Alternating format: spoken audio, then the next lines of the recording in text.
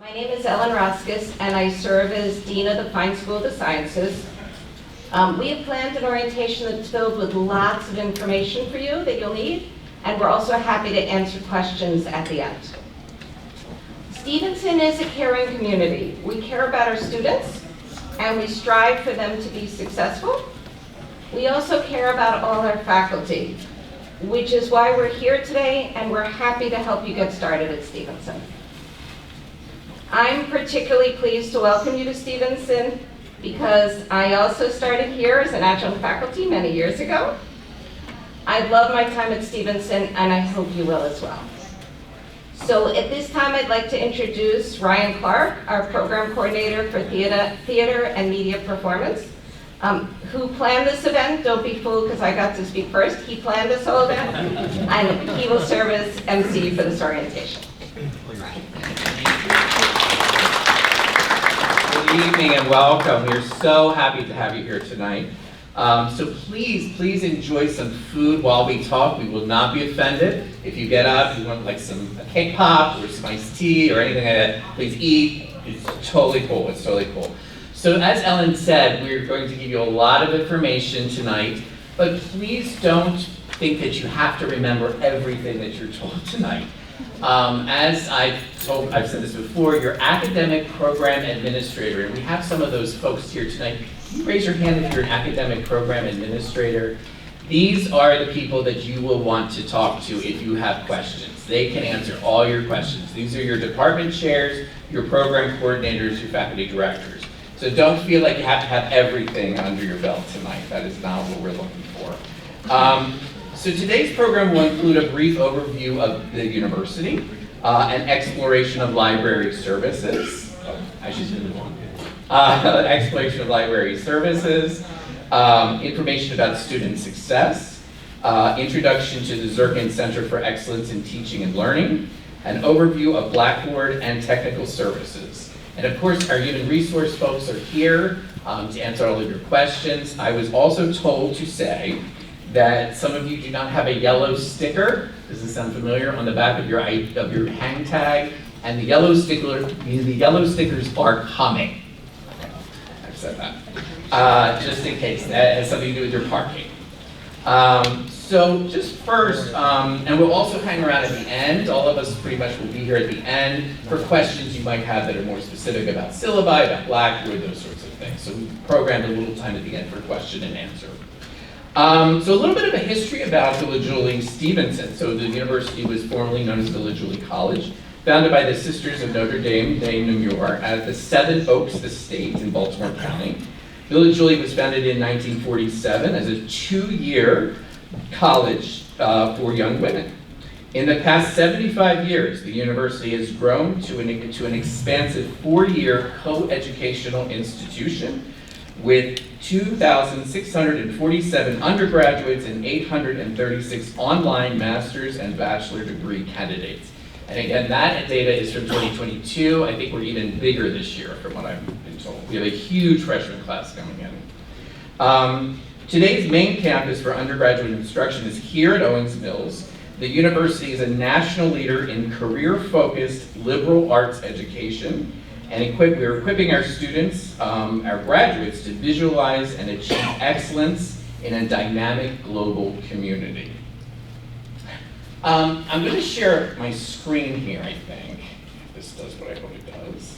And show you 2 resources that I think might help you on your journey at Stevenson. And hopefully this will work.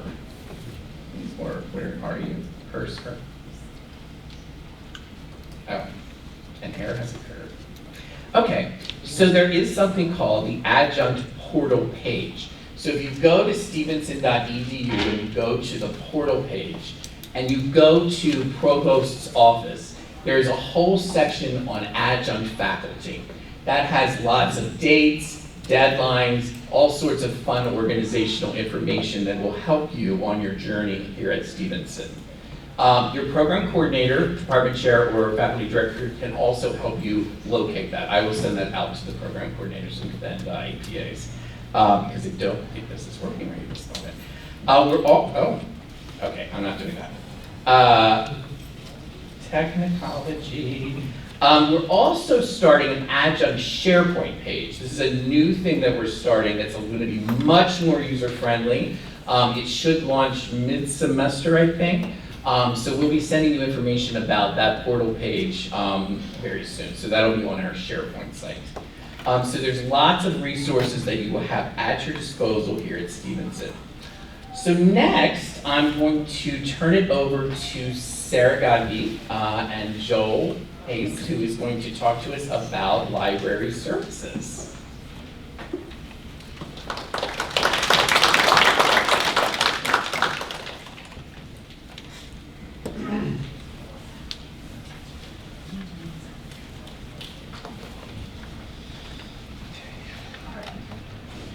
Good evening.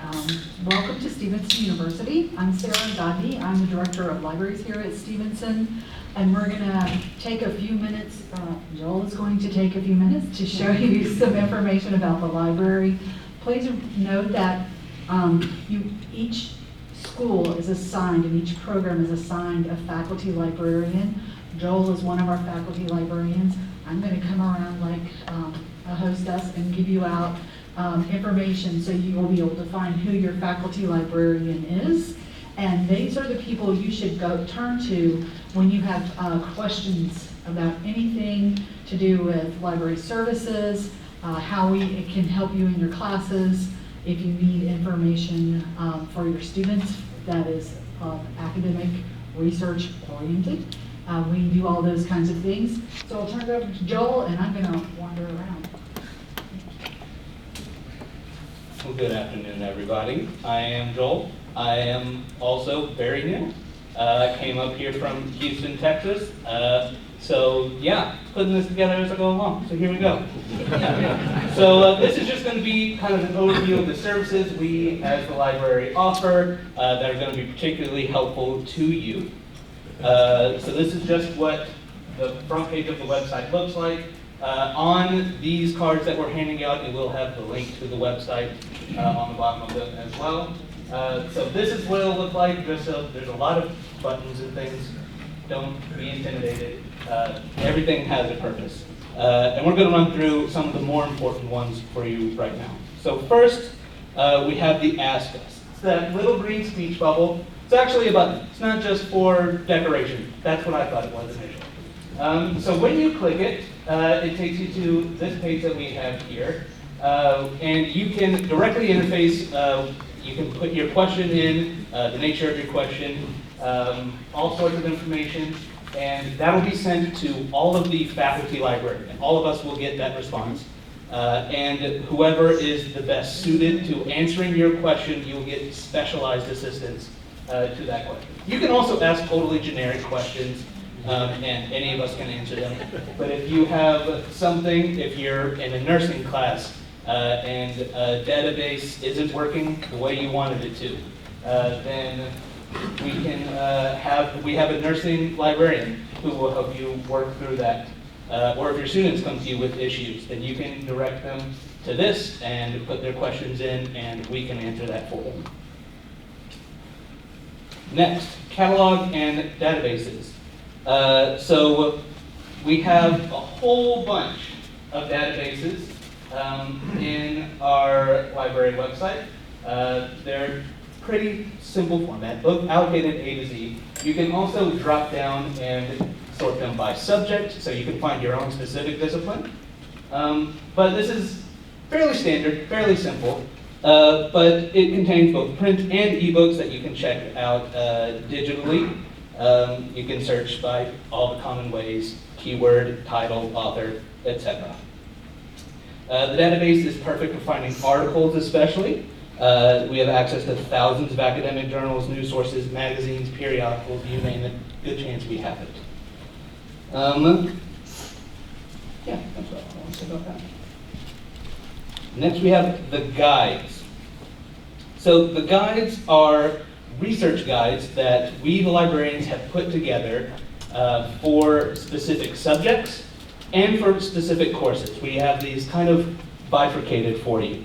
So subject-specific guides are tailored to disciplines like psychology or literature or computer science, etc.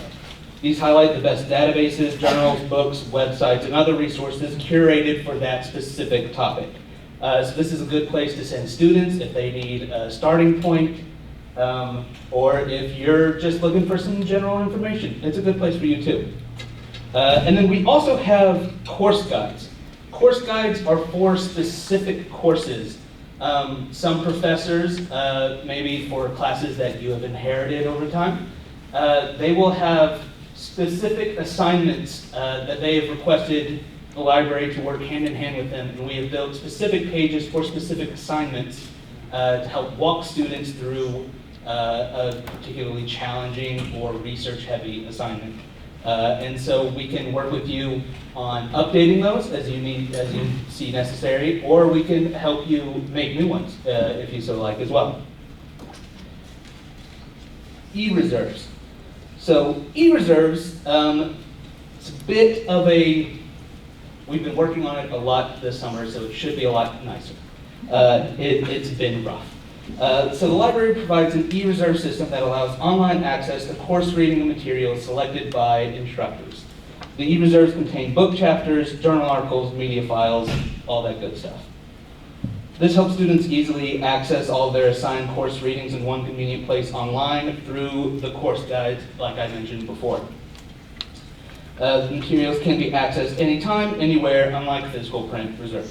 Professors can submit course readings, and that includes you, to be included in the e-reserves by filling out an online form. The e-reserves are great for providing copyrighted material to students through limited access, so you can kind of not break any laws, but still share information with your students. And yes, the final thing, find your librarian. As an instructor, you can connect with a subject librarian like me for support. The librarian can help you understand the resources available in your subject area and provides customized information literacy instruction tailored to your specific discipline.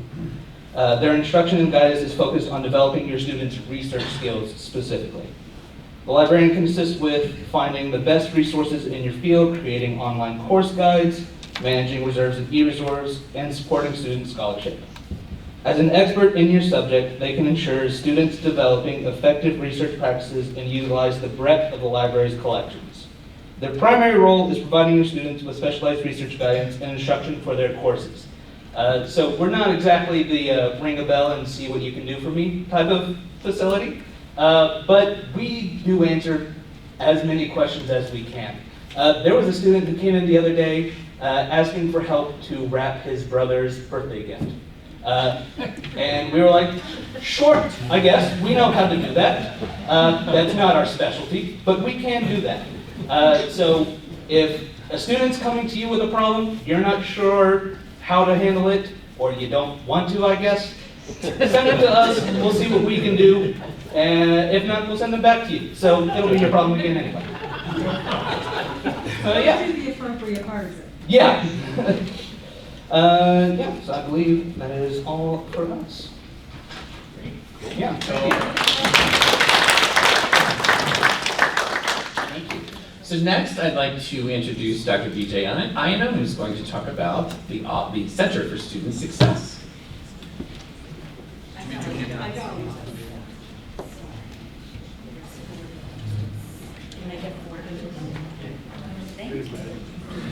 We have handouts.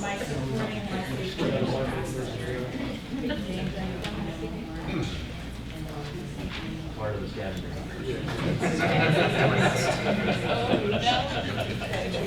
Hello, everybody. I brought presents. They're coming around for you. Welcome all. Much like Ellen, I also started my journey here at Stevenson as an adjunct faculty member a very long time ago. I am now in my 22nd year at Stevenson and serving as our Vice Provost for Student Success. So I wanted to give you a little quick overview of the things that our offices within the center do, because we actually do a lot. And when students come, or when adjunct faculty begin at Stevenson, they often wind up interacting with our office quite a lot.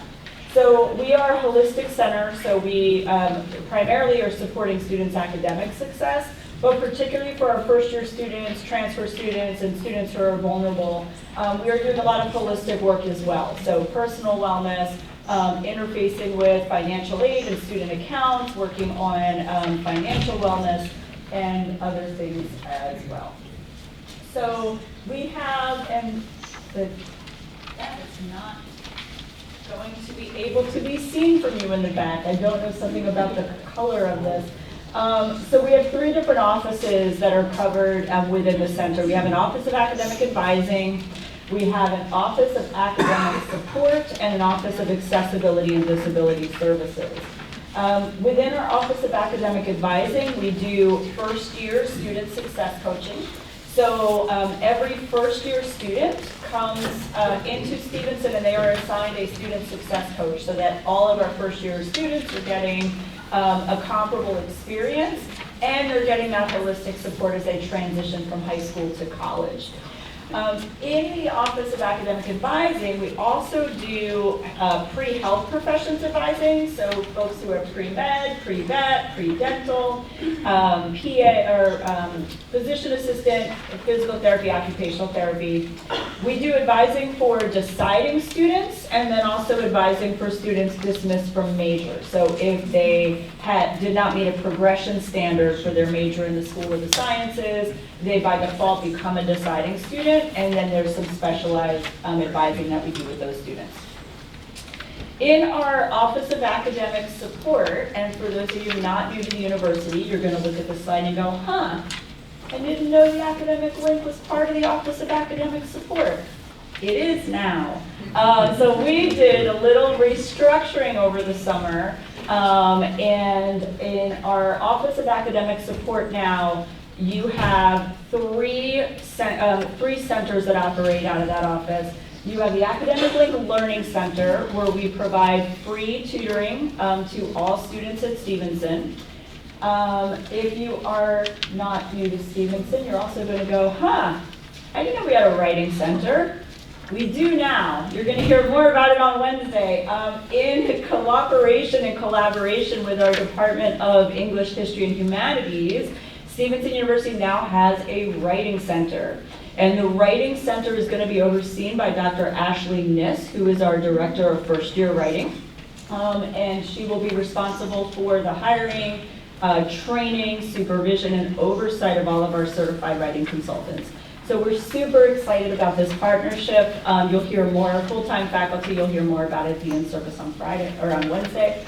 And then we also have a testing center where we do accommodated exams for folks that are receiving services through our Office of Accessibility and Disability Services, but also for makeup exams. So if you have a student, for example, maybe it's a student athlete that is not going to be in class on Friday because they're going to be on a bus traveling to their football game, you don't have to worry about when and where they can take that exam.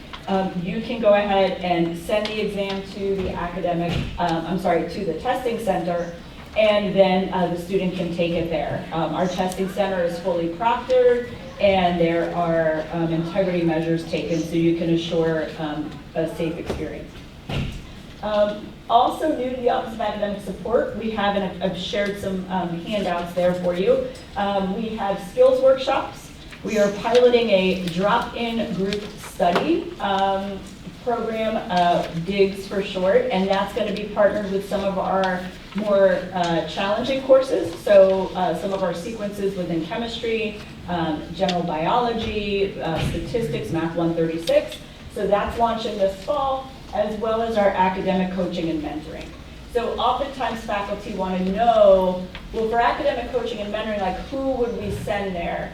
That would be for students that are really struggling to stay on track in your class, right? So if you have a student that's showing up and doing the work and maybe not performing that well, maybe tutoring is a good fit for that student. But if it's the student that like keeps missing assignments, or they keep needing an extension, or their attendance isn't so great, and it's clear that they really need help getting organized, time management, putting together study plans, they could really benefit from working with one of our staff on, like in the academic coaching and mentoring program. Okay. All these services are free to students. And I think I'll say unlimited also. So we have students that really use our services quite a bit. Okay. And then our Office of Accessibility and Disability Services, where they, where students register with that office if they have a qualifying disability, and they can receive classroom and/or housing accommodations based on the documentation that has been submitted. They provide also ongoing student support, so they have a mentoring program within ADS as well. Each of the students that registers with that office now has, I guess, the equivalent of like a case manager, like it's a staff member that's kind of assigned to them, so that if faculty are struggling with how to implement an accommodation, they can partner with someone in ADS to kind of talk that through and get a better sense of how they can support the student.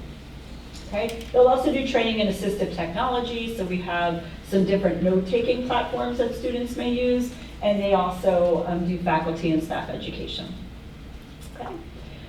In addition, Center for Student Success manages all of the faculty reporting mechanisms. So as faculty, you are going to be asked to submit what are called academic alerts for students who are of concern in some way. Either they're not attending, or they're missing assignments and not submitting work, or their performance on the work they are submitting is poor.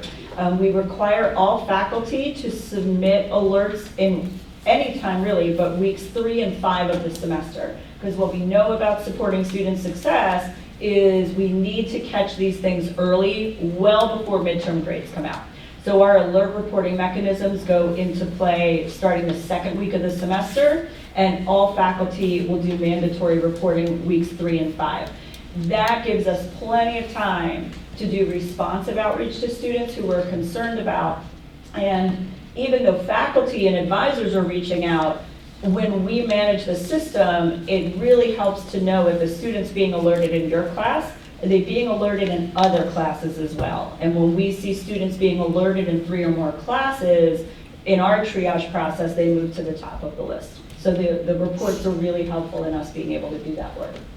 I'm also the academic integrity officer for the institution. So if you have concerns about misconduct, I know with ChatGPT and other generative AI, there is a lot of concern about what this means for us in higher ed. We have a task force that's done work in that area. And if there's any integrity concerns, you can talk with me about that.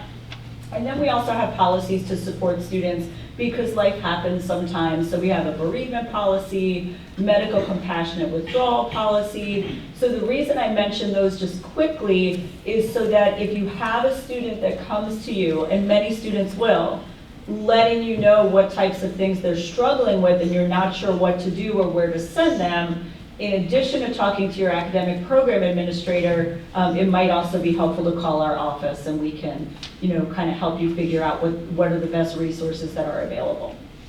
Okay? All right. How can faculty help? Refer. We can only help the students that we see. Use the reporting mechanisms, and always feel free to call for a consult. So if you're brand new to higher education, there may be some things that you expect of our students that maybe our students don't necessarily meet your expectation, and we are here to help. I'm going to say that gently. We are here to help if and when that happens. So we can help you problem solve, we can help you come up with strategies to increase engagement, and our Center for Teaching and Learning, who you're going to hear from soon, can do the same. Okay. What I handed out, I think there are 4 handouts altogether. We have some extensive fall programming for students and faculty. The 4 things you have, 3 of them are related to programming. The one that's all light green is our new faculty conversation series. So in that series, we have each of our offices doing presentations that we can help faculty support student success. There will be a live option, and we will also stream it through Blue Jeans, because we know for many of our adjunct faculty, especially if you're working or you're not on campus on days when we hold these, we still wanted to provide an opportunity for you to attend. So we have that. We also have a new Study Smart series for students that are focusing primarily on the types of academic skills that all students need regardless of major. So things like time management, test-taking strategies, overcoming test anxiety, general study strategies, overcoming procrastination, developing good academic habits. The handout I gave you about that is just the ones that we're running in the summer. These are designed to be quick and easy, like 30-minute bursts, because we know students lose their attention span around 45 minutes. So if that, it's not even quicker. But we figure we can get them in and out in 30 minutes and give them a good meal, that will help. And the other thought behind that is that each of those Study Smart sessions, they're gonna leave with a deliverable. So like when they come to the time management session, they're gonna leave with a time management plan, okay? So we'll have multiple staff there walking around helping students. And then you'll see what our Writing Center workshops look like. There's gonna be monthly workshops for students in the fall. And then last but not least, a quick overview about academic integrity. Okay? Is that, no, I only had 10 minutes. I was trying to talk as fast as I could. So last but not least, we are here to help. You can see our phone number there as well as our email. And we are located in Garrison Student Union, which is where you are now south, which is just one door over. And anytime you have questions or would like to take a tour of our space, we'd be happy to give it to you. Okay? Any quick questions? All right, thanks so much, folks. Welcome aboard. Happy to have you.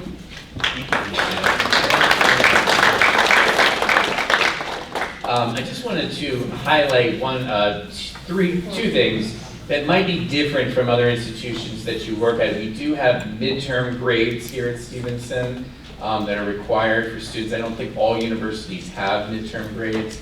And the alerts that VJ was referring to are required by the university for all students. So we're really trying to support students and meet them where they are. So next, I'd like to invite Jesse Schneiderman up here to talk about Zirkin.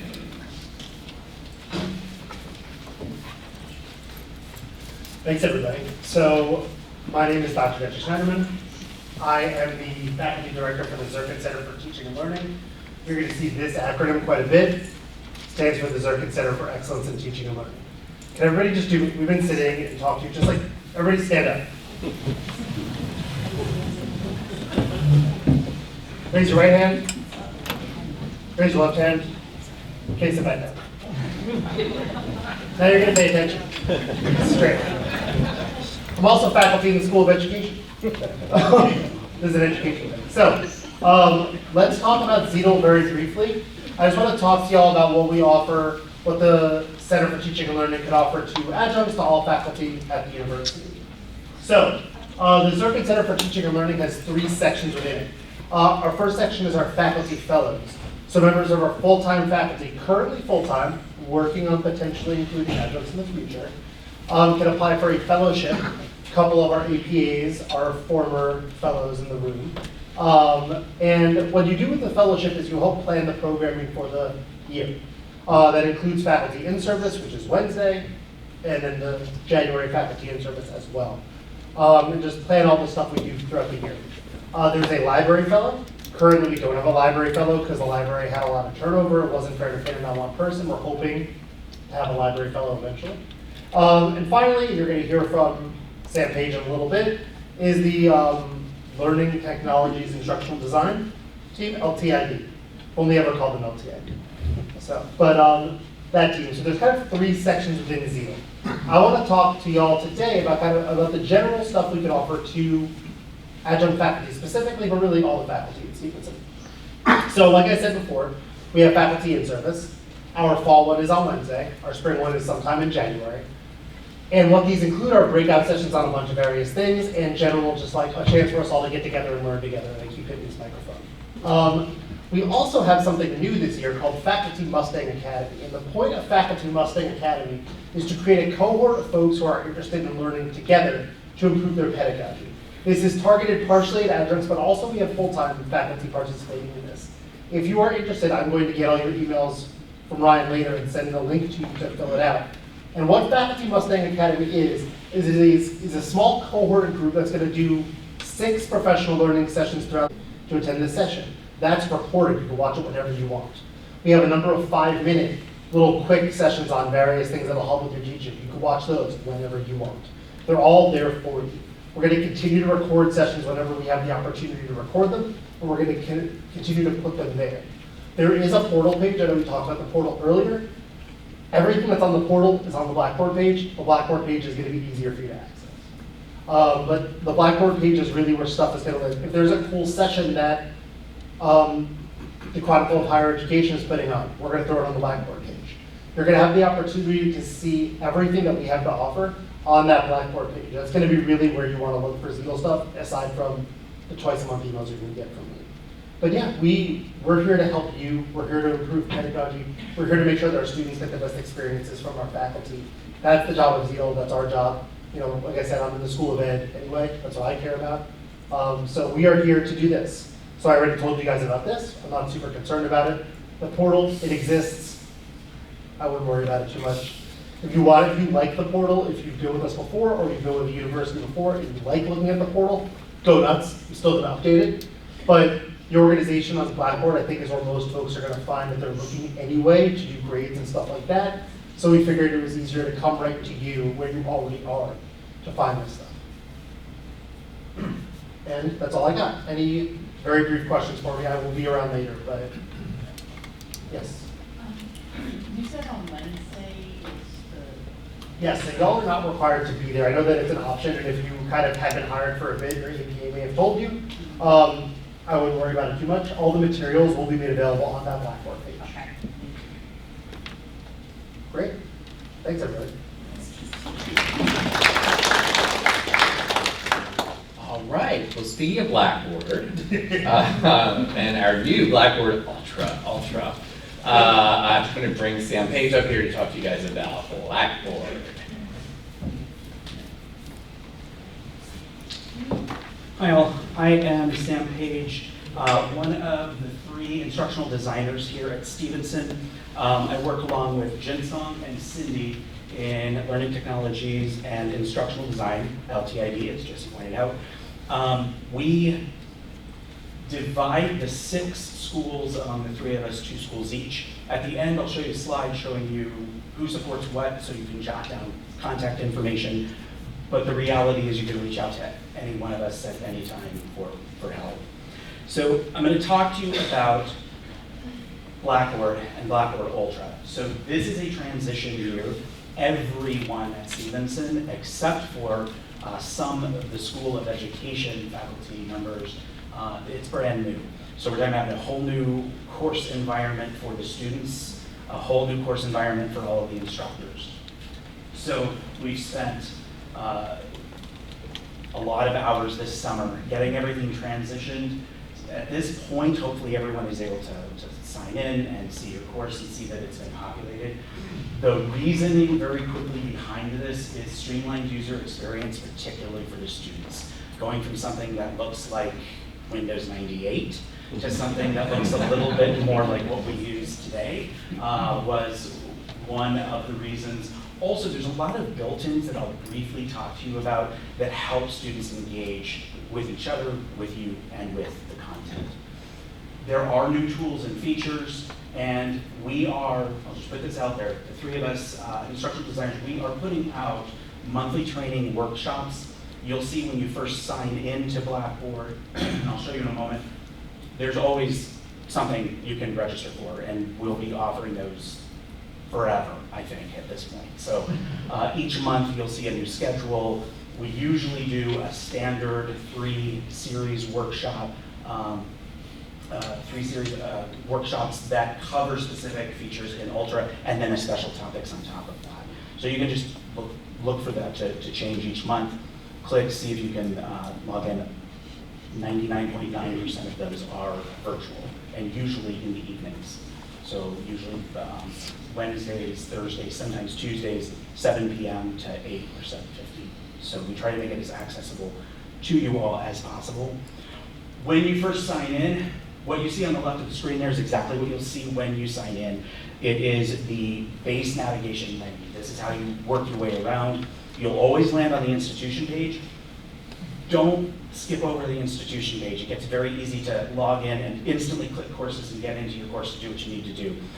just give yourself 3 to 5 seconds to look at the institution's page to see if there are any institution announcements, because that's where they'll be. We are encouraging everyone, especially with Ultra, the next tab down is your profile and notification settings. We're encouraging students and instructors to please go ahead and put up a professional image in the avatar. It gives you a chance, whether you're teaching exclusively online or if you're teaching in person, just to connect face to name before classes even start. In there, feel free to poke around. There is, I think the icon is a little wheel, a little gear wheel. That's where you can set up your notifications, how much you want Blackboard to bug you about things. Do you want emails when students pass dates? Do you want email?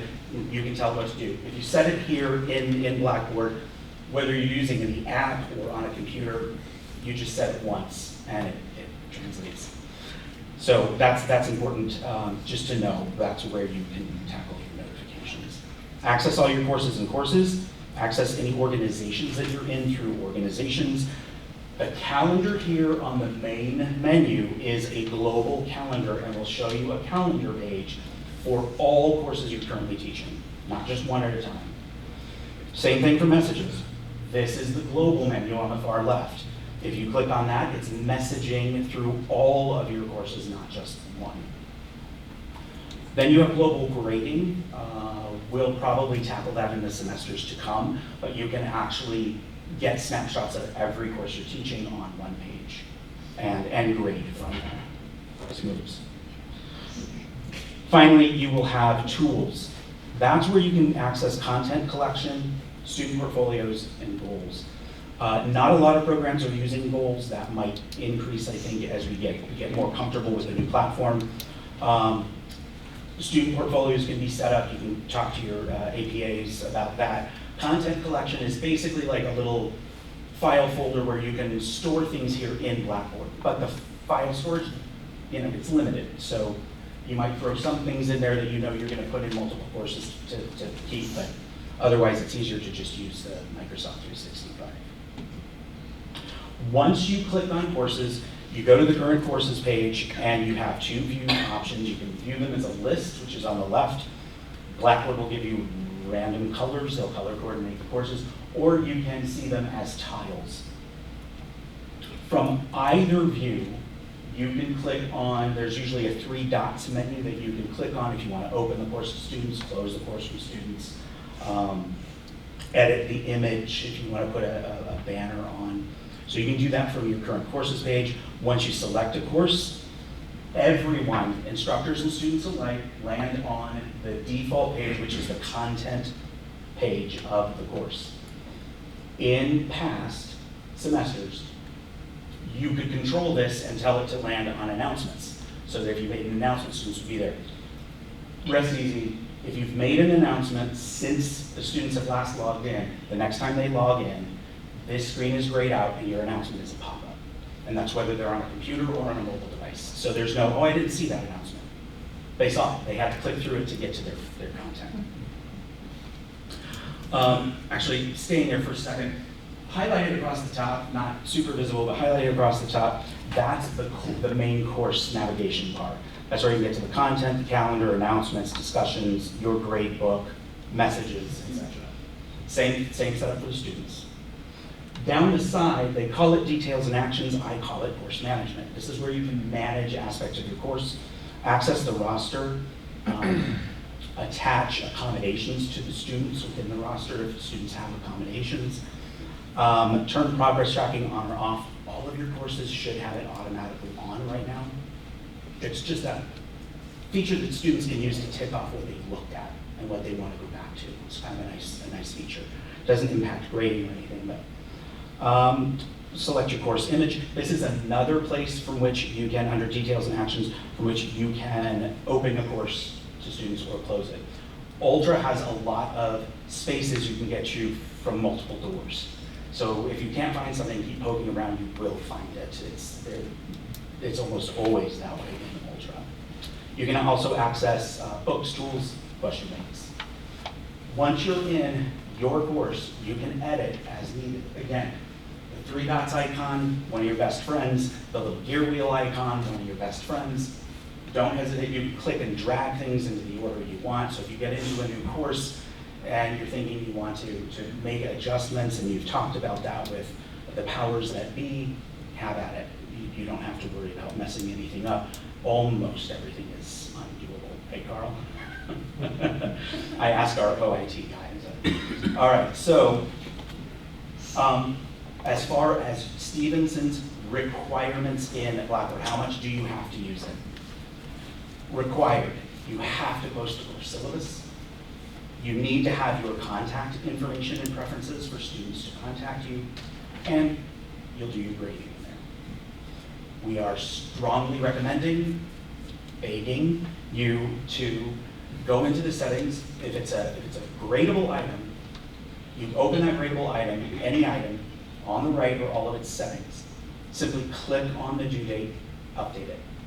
By doing that, it auto-populates to the student's activity feed and auto-populates to their course calendars. You don't have to do anything else. So when you're in an assignment page, looking at the assignment that you're setting up, right at the top on the right, you'll see the due date option. We're asking everyone, start using that. It helps the students big time. And whether they want it or not, we'll get a 24-hour reminder from Adjunct. That's something that is in there. And when I say whether they want it or not, we can't even turn it off. So it's, I mean, they'll get that reminder.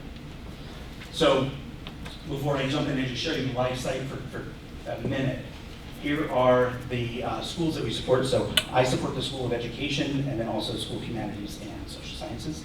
Jinsong is your guide for School of the Sciences and Nursing and Health Professions, and Cindy rounds us out by covering the School of Business and Leadership and then Design Arts and Communication.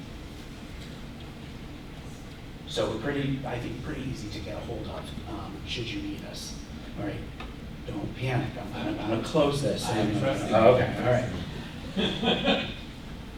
All right, so this is what it looks like live. I log in, here's that base nav menu that I talked about. Please, when you have a second, go in, modify, add your avatar, an image in there, and then if you want to, go ahead and check out those. Let me zoom in just a little. Check out your notification settings so that it bugs you only as much as you want it to. When you head into courses, again, you can access anything here. To circle back to what Jesse was talking about, if you go to organizations, this is my little dummy instructor, but this is where the Ziegel organizations live with all of those resources that he was referencing, so you just head there. In the course, this is what I wanted to just show you. One of the Stevenson requirements is that you have your contact information in there and how you'd like to be contacted. You can add that in any way that you'd like to, but no, Ultra's already done 80% of it for you. When a student is in a course, and it looks the same whether you're in as a student or an instructor, they just have fewer options. They will see your name here, and they can click your name, and it will instantly open a message to you. But it's using messages. It's using Blackboard's instant messaging. So if you don't want to use that and you want the students to email you can still encourage them to use this feature. But when the message opens up, there's right at the top of the screen for them, there is a box they can select that will duplicate the message they compose and send it as an email automatically. So in the pilot that we ran in the School of Education, a lot of instructors that I chatted with set up a policy saying, sure, use the instant message feature, but always duplicate it as an email. All they do is click the box and a little check mark, and it will send it to you as an email. That way you don't have to worry about checking emails, checking messages, where did they send it? It'll be in your email, if you have that preference. All right, get you back set up. Right back to where we were. All right, and as has been said, I'm happy to hang out if anyone has questions afterward. Thanks.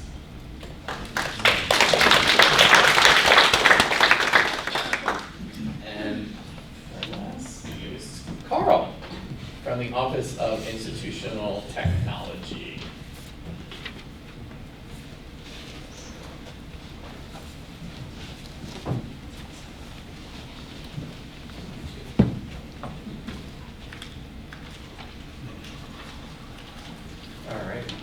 Hello, everyone. My name is John Carl Vantilio. I go by Carl. If you look me up in the address book, you won't see me as Carl Vantilio. You'll see me as John K. Vantilio. It's my way of hiding from everybody. I'm with the Office of Information Technology. I am the Chief Information Officer here at Stevenson University. I've been in Stevenson for about 2 years, and I have a different journey than everybody else here. I started as a systems administrator, and just recently been promoted to this position as CIO about 2 years ago. So there's a lot of exciting stuff going on with IT. As I always preach, OIT is the fun department, right? That's where all the fun starts. So without OIT, nothing can pretty much run, right? So we keep the lights running here.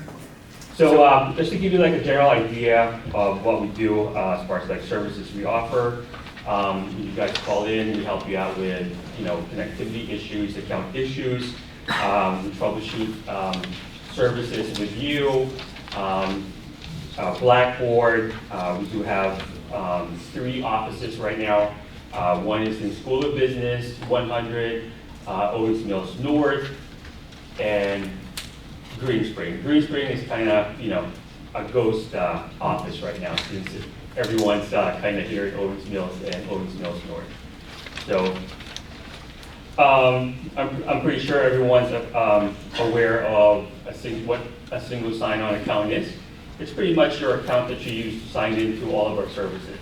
It can be either like your username, which is for me, it's J Vantilio, or it can be jvantilio@stevenson.edu. So across the board, it's going to be identical. Your password's going to be the same. So 99.9% of our services are using your single sign-on. And you can use this to access all the services across campus, from like your wireless, again, Blackboard, Office 365, and next here is, I'd like to talk about security a little bit. So I know everybody knows about not sharing your passwords, right? Don't put your passwords underneath the keyboard. Don't put it on the sticky note for everybody to see. So just be mindful, just to keep your passwords to yourselves. My team will never ask for a password when troubleshooting issues with you. If they ask for your password, then feel free to reach out to me. Again, it's J Vantilio, not K Vantilio. So, all right. The account ownership requires acceptance of our technology use policy. I don't know if you've already accepted it, but once you guys check that, then you're under my control. So just to let you know. We do provide self-service password resets. The most common site that you will always use every 180 days. Your password you'll be prompted to reset your password. That site, unfortunately, I don't have accreditation here. But it's my account at stevenson.edu. I will actually share a digital format with everybody here. So everybody knows all the sites, all the general sites that you can use your single sign-on. Okay, account resets are is called my account at stevenson.edu. That's where you're going to be using your password resets. Instead of calling the help desk, you can reset that password yourself. So again, 180 days. So you'll be warned 15 days ahead of time, 7 days, 3 days, 1 day, and then if you don't reset it, you're on your own. Not really. You can call IT. You can call the help desk. So some of our common SU services that we offer. Well, number one, Blackboard is pretty much heavily used. The second one is Office 365. Now it's called Microsoft 365.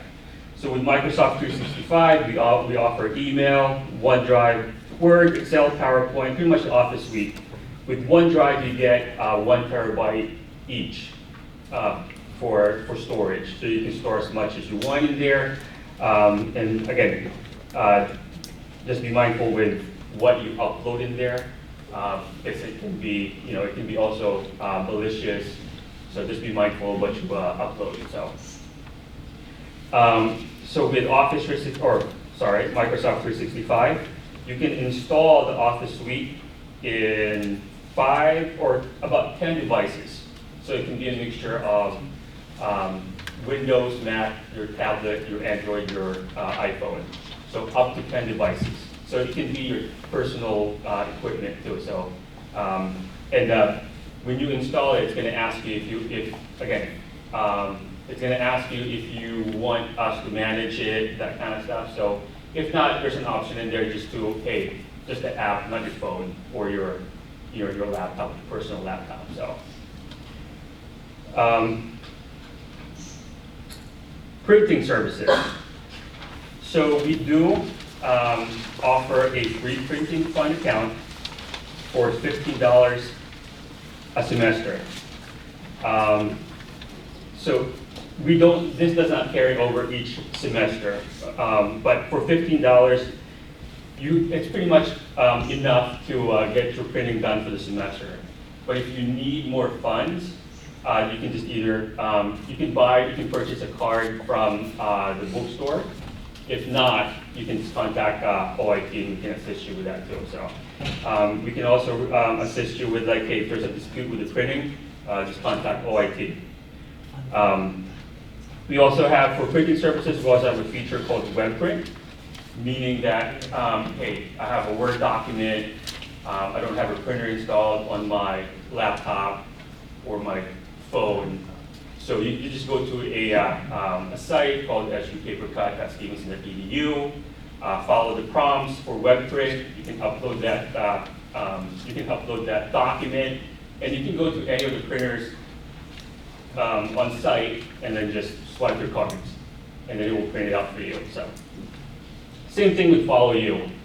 Same concept with Follow You. If you don't have like any printing. A printer next to you or next door or something like that, you can utilize Follow You. Follow You is for workstations that's already available here on campus. That's not available externally. So web print is external, Follow You is internal. So, and color printing is available all over campus. So to those of you who like to print color, feel free to print some colored printouts. We do have a various wireless network. We do have 5 SIDs, but we are working on 5 SIDs, meaning like the network connection for wireless that you're trying to connect to. We have 5 of those. We're working on removing it or changing it to maybe 2 or 3. We're in the process of signing in with Adjunct. I don't know if anyone's familiar with Adjunct. Adjunct is a service that's provided by a company called InCommon, meaning I can go to a different school if they're a participating InCommon participant. They can use Adjunct. So Adjunct will be available on these different institutions, companies. So you can basically connect to it instead of like connecting to a guest network. So this entails really pretty much giving you enough security to connect to like your SSO credentials too. So hopefully we can get that rolled out before the start of the semester.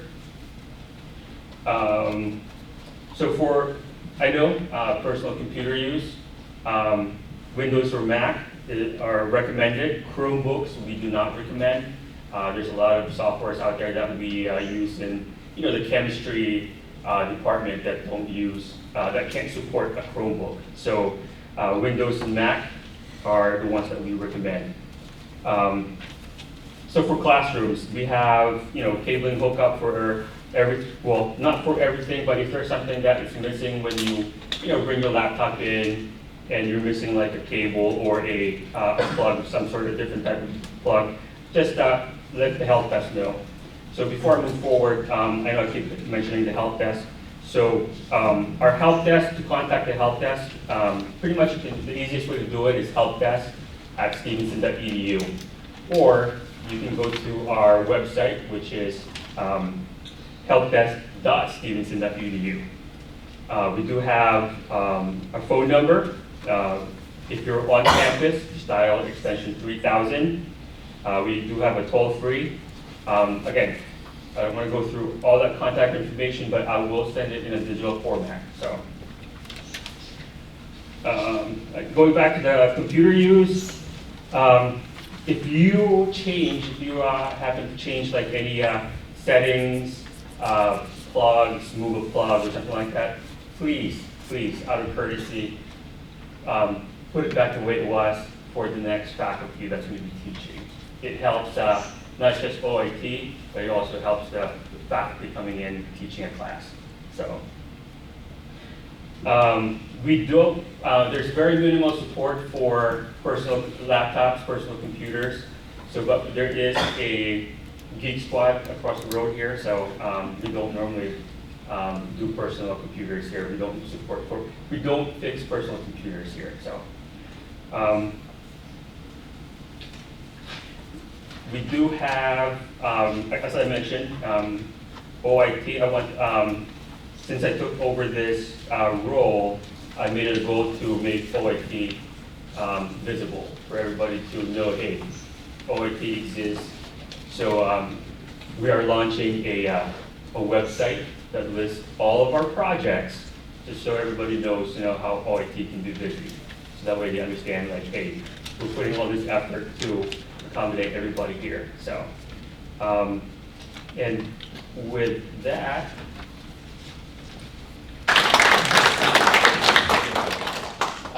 so thank you all. Thank you to all of our speakers. Wow, that was a lot of information that just came at you. So we'll just take a moment now we'll try to answer any questions, general questions you may have. Most of our speakers are hanging back a little bit, so we can also answer some specific questions. So what questions might we be able to answer? Yes, sir. I just wanted to know, with the printing service, does it show you your balance as you print, or does it, kind of keep it towards the end of the semester, you just kind of find out that you're out of money? Yeah. Yes, it does. Okay. Yeah, there's a website. When you log into the website, it will show you your balance. And then if you log into your workstation, like a faculty workstation here, there's going to be a pop-up that shows you your balance. Okay, good. Thank you. I mean, I've been here for a long time. I've never run out of it. Okay. So I think it's pretty. Try not to use it for personal use, but yeah. Questions? Yes? I use flash drives. Are they okay? Yes. I mean, I know that seems, I wasn't just want to make sure. Yes. That, I also. If you need to borrow laptops at any point in time, all of our laptops, and the library has laptops, and they don't all have ports for flash drives. So if you want to do that, you okay. check that it actually is available. Yeah. Yes. If we have something on our personal cloud, or would we be able to access it from computers here in the classrooms? Such like Google Docs or something like that, or? Right. Yeah, yeah. PowerPoint. Or iCloud. Yeah. If you, Yes. okay. Yeah. Yeah, you'd have to log into your, like, for example, Google, you'd Yeah. log into Google Drive with your password and everything, and you'd be able to access it. Yes. Also, let me just say one little thing, because I was thinking of this. Make sure, one of the things I always forget to do is to go into the classroom a little early if possible, the first day, or even if you can sneak in sometime this week, to log into the computer in the classroom, because it's always going to ask you for the what do they call that, authentication? Two-factor authentication. So just if you're like, just keep that in mind. That first time just takes a little bit of time for the computer to be happy and love you, and then once it's warmed up, you'll be fine for that. Questions, general questions we can answer. Yes? How do you download the Office Yeah. 365 to your cell phone? Yeah. Oh, you can for your cell phone. just if you have Outlook already in there, please download Outlook for app, Word for app. When you open it, just put in your Stevenson email address, and that will, it's already downloaded, but once you put your Stevenson email address, that will be activated through us. Because We're gonna do a breakout in a I'm just minute. having an error. Yeah. It won't let me access my emails and stuff. Yeah. Good afternoon, Dr. Yeah, we'll do so, there'll be some last time for that. Just one more thing I forgot to say, there should be we've learned a lot about how many handouts we're giving out, so we're gonna prepare for that a little bit more next time. But in those handouts, you should have a list of the adjunct offices that are available to you. I think I put that on everyone's table, and if not, I can get you another one. Those are offices available to you to sign up for, if you want office hours and things like that to meet with students. Because a lot of the classrooms are booked back to back, so you might not have that time after the class that you would like to have to talk to students after class. Any other general questions? Yes. Just about the classrooms, I tried to click on that hyperlink, but it doesn't allow access. Is there something special that we might need to do with new adjuncts to get access to that? To the adjunct office thing? Sign up, yeah. It wasn't working, the hyperlink? It said access denied. It wasn't letting me today. Okay. You probably have to be signed into Office 365, would be my guess, because I think that's a Microsoft form. Okay, And so go to Office 365, sign in first, okay. then try and click on the link, and that might help. Thank you. Office 365 doesn't like to keep you signed in. Yeah, it's really finicky like that, yeah. That But might if be it doesn't work, Yeah. who's your, what department are you in? Humanities. In English? Religion. Religion, okay. Talk to your department chair and I think it's Aaron Chandler, he should be able to help with that. Right, Okay. thank you. You're welcome. All right, well, we want to thank you so much for being here. We know it was a lot of information. Please, again, contact your APA. They will be happy and more than willing to help you out. And there's probably food back there, so please grab some food. We'll hang back for questions. Thank you very much and enjoy your semester. Thank you. Welcome to Stevenson. Have a great semester. Good luck.